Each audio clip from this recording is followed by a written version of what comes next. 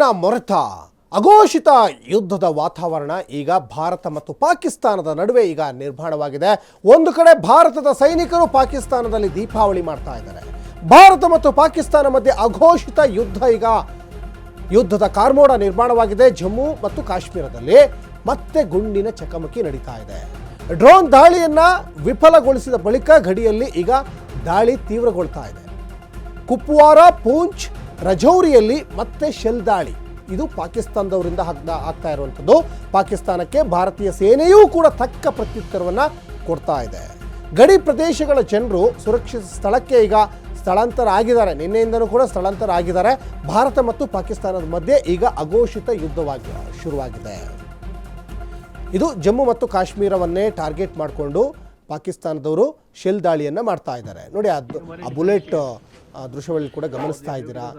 ಅದ್ರ ಜೊತೆಗೆ ಕ್ಷಿಪಣಿಗಳ ದಾಳಿ. ಇನ್ನೊಂದು ಕಡೆ ಗಡಿ ಭಾಗದಲ್ಲಿ ನಿಮ್ಮ ಕ್ಷಿಪಣಿಗಳನ್ನು ಧ್ವಂಸಗೊಳಿಸಿದ ನಂತರ ಶೆಲ್ ದಾಳಿಗೆ ಮುಂದಾಗ್ತಾ ಇದ್ದಾರೆ. ಅಂದರೆ ಅಪ್ರಚೋದಿತ ಗುಂಡಿನ ದಾಳಿ ಆಗ್ತಾ ಇದೆ ಪಾಕಿಸ್ತಾನದಿಂದ. ಮೊನ್ನೆ ನಮ್ಮ ಭಾರತೀಯ ಸೇನೆ ಜಮ್ಮು ಕಾಶ್ಮೀರದಾದ್ಯಂತ ಏನು ಕಾರ್ಯಾಚರಣೆ ಮಾಡಿದ್ರು, ಜಮ್ಮು ಕಾಶ್ಮೀರದಾದ್ಯಂತ ಕೂಂಬಿಂಗನ್ನು ಮಾಡಿದ್ರು, ಜಮ್ಮು ಕಾಶ್ಮೀರದಾದ್ಯಂತ ಅನುಮಾನಾಸ್ಪದ ವ್ಯಕ್ತಿಗಳನ್ನು ಅರೆಸ್ಟ್ ಮಾಡಿ ತನಿಖೆಗೆ ಒಳಪಡಿಸಿದ್ರು. ಆ ಸಂದರ್ಭದಲ್ಲೂ ಕೂಡ ಗುಂಡಿನ ಚಕಮಕಿ ನಡೀತಾ ಇತ್ತು. ಯಾಕಂದರೆ ಕದನ ವಿರಾಮ ಅನ್ನೋದು ಇರುತ್ತೆ. ಅದನ್ನು ಕದನ ವಿರಾಮವನ್ನು ಉಲ್ಲಂಘನೆ ಮಾಡೋದಿದೆಯಲ್ಲ, ಅದು ಎಷ್ಟು ಮಟ್ಟಿಗೆ ಸರಿ. 50ಕ್ಕಿಂತ ಹೆಚ್ಚು ಬಾರಿ ಕದನ ವಿರಾಮವನ್ನು ಉಲ್ಲಂಘನೆ ಮಾಡಿದ್ದಾರೆ. ನೋಡಿ ಆ ದೃಶ್ಯಗಳಲ್ಲಿ ಗಮನಿಸ್ತಾ ಇದ್ದೀರಲ್ಲ, ಅದು ಭೂಮಿಯಿಂದ ಆಗಸದತ್ತ ಒಂದು ಚಿಮ್ಮುವಂತಹ ಕ್ಷಿಪಣಿ. ಅದು ಭೂಮಿಯಿಂದ ಆಗಸದತ್ತ ಚಿಮ್ಮುವಂತಹ ಕ್ಷಿಪಣಿ. ಅದು ನಿರ್ದಿಷ್ಟ ಪ್ರದೇಶಕ್ಕೆ ಹೋಗಿ ಗುರಿ ಸಾಧಿಸುತ್ತೆ. ಕಾಶ್ಮೀರದಲ್ಲಿ ಭಾರತೀಯ ಸೇನೆ ಮತ್ತೊಂದು ರಣಭೇಟೆಯನ್ನು ಆಡಿದೆ. ಜಮ್ಮು ಕಾಶ್ಮೀರದ ಸಾಂಬಾ ಸೆಕ್ಟರ್ನಲ್ಲಿ 7 ಉಗ್ರರ ಹತ್ಯೆಯಾಗಿದೆ. ಸಾಂಬಾ ಸೆಕ್ಟರ್ನಲ್ಲಿ 7 ಉಗ್ರರನ್ನ BSF ಈಗ ಹತ್ಯೆಗೈದಿದೆ ಅನ್ನೋದು ಕೂಡ ಗೊತ್ತಾಗ್ತಾ ಇದೆ. 7 ಭಯೋತ್ಪಾದಕರನ್ನ ಭಾರತೀಯ ಸೇನಾಪಡೆ ಸಂಹರಿಸಿದೆ. ಒಂದು ಕಡೆ ಭಯೋತ್ಪಾದಕರು, ಮತ್ತೊಂದು ಕಡೆ ಪಾಕಿಸ್ತಾನದ ಸೈನಿಕರಿಗೆ ಸರಿಯಾದ ಶಾಸ್ತಿಯನ್ನು ಭಾರತ ಸೇನೆ ಮಾಡ್ತಾ ಇದೆ. ಇದು ಭಾರತೀಯ ಸೇನೆ ಈಗ ಮತ್ತೊಂದು ರಣಭೇಟೆಯನ್ನು ಕಾಶ್ಮೀರದಲ್ಲಿ ಆಡಿರುವಂಥದ್ದು ಇಲ್ಲಿ ಗೊತ್ತಾಗ್ತಾ ಇದೆ. ದೃಶ್ಯಾವಳಿಯಲ್ಲಿ ಕೂಡ ಗಮನಿಸ್ತಾ ಇದ್ದೀರಾ. ಜಮ್ಮು ಕಾಶ್ಮೀರದ ಸಾಂಬಾ ಸೆಕ್ಟರ್ನಲ್ಲಿ 7 ಉಗ್ರರನ್ನು BSF ಬಾರ್ಡರ್ ಸೆಕ್ಯೂರಿಟಿ ಫೋರ್ಸ್ ಈಗ 7 ಭಯೋತ್ಪಾದಕರನ್ನು ಈಗ ಹತ್ಯೆ ಮಾಡಿದೆ. ಭಾರತ ದಾಳಿ ಮಧ್ಯೆ ಪಾಕ್ನಲ್ಲಿ ಆಂತರಿಕ ಕಲಹ ಈಗ ಶುರುವಾಗ್ತಾ ಇದೆ. ಮಾಜಿ PM ಇಮ್ರಾನ್ ಖಾನ್ ಬಿಡುಗಡೆಗೆ ಈಗ ಒತ್ತಾಯ ಕೇಳಿ ಬರ್ತಾ ಇದೆ. ಏನೋ ಇಮ್ರಾನ್ ಖಾನ್ ಬೆಂಬಲಿಗರಿಂದ ಈಗ ಪ್ರತಿಭಟನೆ ನಡೀತಾ ಇದೆ. ಇಮ್ರಾನ್ ಖಾನ್ ಏನು ಜೈಲಿಂದ ಹೊರಗಡೆ ಬಂದು ಯುದ್ಧ ನಿಲ್ಲಿಸೋಕ್ಕಾಗ್ತದ? ಪಾಕ್ನ ಹಲವು ನಗರಗಳಲ್ಲಿ ಬೆಂಬಲಿಗರ ಈಗ ಪ್ರೊಟೆಸ್ಟ್ ನಡೀತಾ ಇದೆ. ಇಮ್ರಾನ್ ಖಾನ್ ಜೈಲಲ್ಲಿ ಇದ್ಕೊಂಡೇ ಒಂದಿಷ್ಟು ಟ್ವೀಟ್ ಮಾಡ್ತಾ ಇದ್ರು. ಮಾಜಿ ಪ್ರಧಾನಿ ಇಮ್ರಾನ್ ಖಾನ್ ಈಗ ಜೈಲಿನಲ್ಲಿದ್ದಾರೆ. ಅವ್ರನ್ನ ಬಿಡಬೇಕು ಅಂತ ಅಲ್ಲಿಯ ಬೆಂಬಲಿಗರು ಈಗ ಪ್ರೊಟೆಸ್ಟ್ ಮಾಡ್ತಾ ಇದ್ದಾರೆ.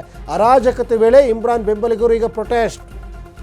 ಇಮ್ರಾನ್ ಖಾನ್ ಬೆಂಬಲಿಗರು ಒಂದು ಕಡೆ ಪ್ರತಿಭಟನೆ. ನೋಡಿ ದೃಶ್ಯಗಳಲ್ಲಿ ಗಮನಿಸ್ತಾ ಇದ್ದಾರೆ. ಒಂದು ಕಡೆ ಯುದ್ಧದ ಕಾರ್ಮೋಡ, ಇಲ್ಲಿ ಇನ್ನೊಂದು ಕಡೆ ದಿಕ್ಕಾಪಾಲಾಗಿ ಓಡಬೇಕಾದಂತಹ ಪರಿಸ್ಥಿತಿ.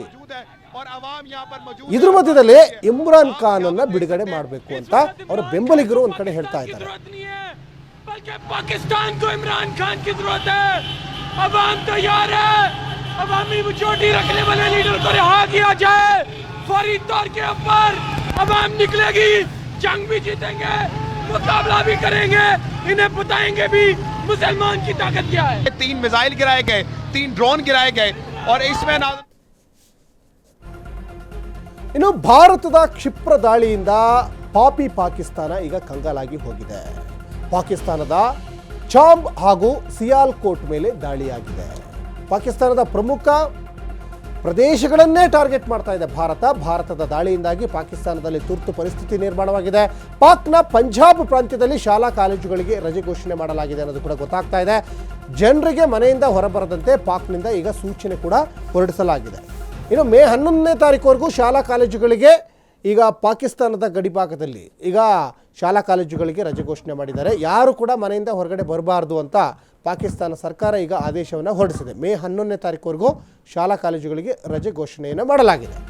ಇನ್ನು ಆಪರೇಷನ್ ಸಿಂಧೂರ ಬೆನ್ನಲ್ಲೇ ಭಾರತದಲ್ಲಿ ಹೈ ಅಲರ್ಟ್, ಗಡಿಭಾಗಗಳಲ್ಲಿ ಹೈ ಅಲರ್ಟ್ ಆಗ್ತಾ ಇದೆ. ಭಾರತದ 27 ವಿಮಾನ ನಿಲ್ದಾಣಗಳು ತಾತ್ಕಾಲಿಕ ಬಂದ್. 27 ವಿಮಾನಗಳು ಮೇ 10 ಮುಂಜಾನೆ 5 ಗಂಟೆ 30 ನಿಮಿಷದವರೆಗೆ ಏರ್ಪೋರ್ಟ್ಗಳು ಬಂದ್ ಆಗ್ತಾ ಇದ್ದಾವೆ. ಆಪರೇಷನ್ ಸಿಂಧೂರ ಬೆನ್ನಲ್ಲೇ ಭಾರತದಲ್ಲಿ ಹೈ ಅಲರ್ಟ್, 27 ವಿಮಾನಗಳು ಬಂದಾಗಿದ್ದಾವೆ. ಅದ್ರ ಜೊತೆಗೆ ರೈಲ್ವೆ ಸ್ಟೇಷನ್ನು, ಬಸ್ ನಿಲ್ದಾಣದಲ್ಲೂ ಕೂಡ ಹೈ ಅಲರ್ಟ್ ಅನ್ನು ಘೋಷಣೆ ಮಾಡಿದ್ದಾರೆ.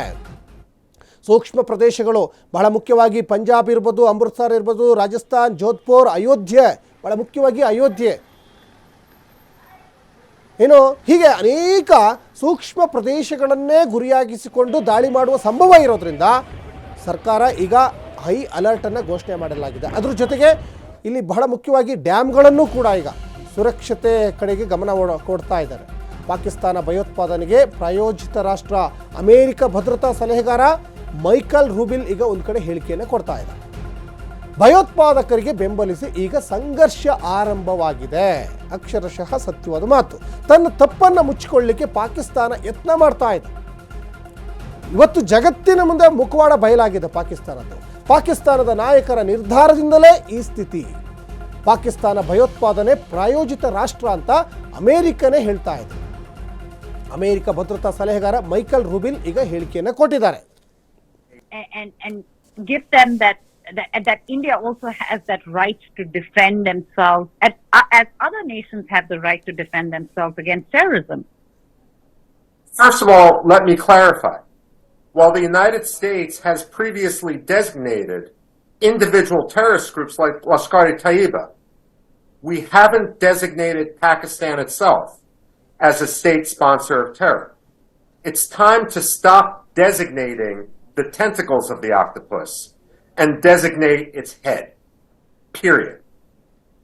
Now, beyond that, absolutely, the United States should side unequivocally with India. The job of any democratic leader. ಇನ್ನು ಭಾರತ ಪಾಕ್ ವಿಷಯದಲ್ಲಿ ಹಸ್ತಕ್ಷೇಪ ಮಾಡಲ್ಲ. ಅನೇಕ ರಾಷ್ಟ್ರಗಳು ಈಗ ಒಂದು ಕಡೆ ಸೈಲೆಂಟ್ ಆಗಿಬಿಟ್ಟಿದ್ದಾವೆ. ಅಮೆರಿಕ ಉಪಾಧ್ಯಕ್ಷ JD ವ್ಯಾನ್ಸ್ ಒಂದು ಕಡೆ ಹೇಳಿಕೆಯನ್ನು ಕೊಡ್ತಾ ಇದ್ದಾರೆ. ನಾವು ಈ ಸನ್ನಿವೇಶ ನಿಯಂತ್ರಿಸುವ ಸ್ಥಿತಿಯಲ್ಲಿ ಇಲ್ಲ. ಅಮೆರಿಕದ ಉಪಾಧ್ಯಕ್ಷ JD ವ್ಯಾನ್ಸ್ ಹೇಳ್ತಾ ಇದ್ದಾರೆ, ಈ ಸಂಘರ್ಷದ ಮೂಲ ಅಮೆರಿಕಕ್ಕೆ ಸಂಬಂಧಿಸಿದಲ್ಲ. ಉದ್ವಿಗ್ನತೆ ಕಡಿಮೆ ಮಾಡಲಿಕ್ಕೆ ನಾವು ಒತ್ತಾಯಿಸಬಹುದು, ಆದರೆ ಸಂಘರ್ಷ ನಿಲ್ಲಿಸಿ ಅಂತ ನಾವು ಹೇಳೋಕ್ಕಾಗಲ್ಲ ಅಂತ ಒಂದು ಕಡೆ ಅಮೆರಿಕದ ಉಪಾಧ್ಯಕ್ಷ JD ವ್ಯಾನ್ಸ್ ಹೇಳ್ತಾ ಇದ್ದಾರೆ. Is that this is not collide and have a major conflict. What we've said, what Secretary Rubio said, and certainly the President has said, is we want this thing to de-escalate as quickly as possible. We can't tell the Indians to lay down their arms. We can't tell the Pakistanis to lay down their arms. And so we're going to continue to pursue this thing through diplomatic channels. Our hope and our expectation is that this is not going to spiral into a broader regional war or, God forbid, a nuclear conflict.